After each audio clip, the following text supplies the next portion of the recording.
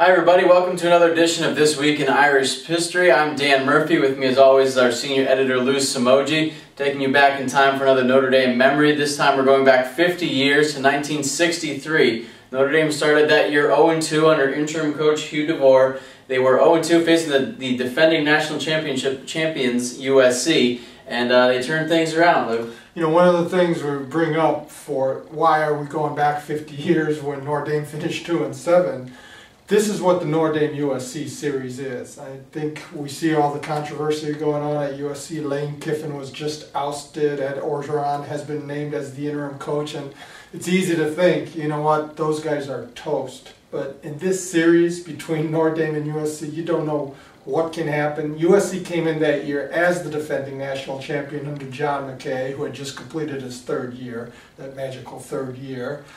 They were ranked number 7 in the country, and somehow Notre Dame ended up winning the game, 17-14. It's one of only 2 games they won that season. They also beat UCLA, so they were the state champions of California, even though they ended up 2-7. But the point of this is that when Notre Dame and USC meet, it's like all that other ancillary stuff that goes on outside, it's irrelevant. They've won 5 straight games in Notre Dame Stadium. They're looking to tie the record of 6 that Michigan State had from '97 through 2007. So you take nothing for granted.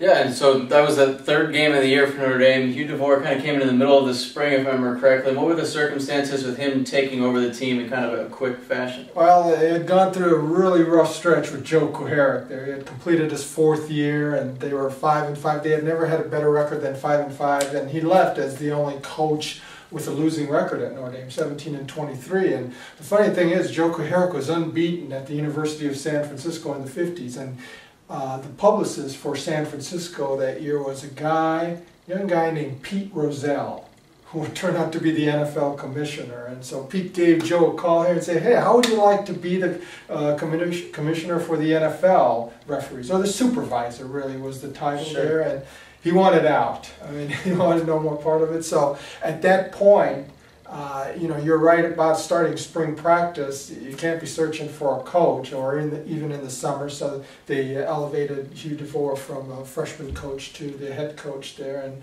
you know, it created some jealousy and some other problems within the staff. Others thought they were more qualified, and that's part of the reason why Notre Dame ended up 2-7. But you know, they still ended up beating USC.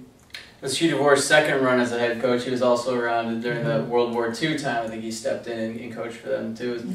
Was he the guy that was expected to step in, or was that a big surprise when he did? No, because he had done it before. So he had experience, and he had coached at other places too, as well as the head coach and everything. So he had that experience. He was a Notre Dame guy, and he graduated the same year, 1934, as Moose Krause, the longtime athletic director. And they were best of friends. And in fact, after that USC game, I mean, a tearful Moose Krause presented the game ball to Hugh Devore, saying, this one is for you because of all you've been through and everything, and just for the team to be able to come back from everything that they had gone through, including the 0-2 start, and still upset the defending national champions. Notre Dame plays USC coming up here on October 19th after the bye week. But where does that game, that 63 game, rank as far as the strangest games in this really long series between the 2 teams? Well, there have been too many strange ones there. You know, I don't know if it would even be in the top 10, because there have been some unusual circumstances there. Some in the Coliseum that I don't know if we want to rehash.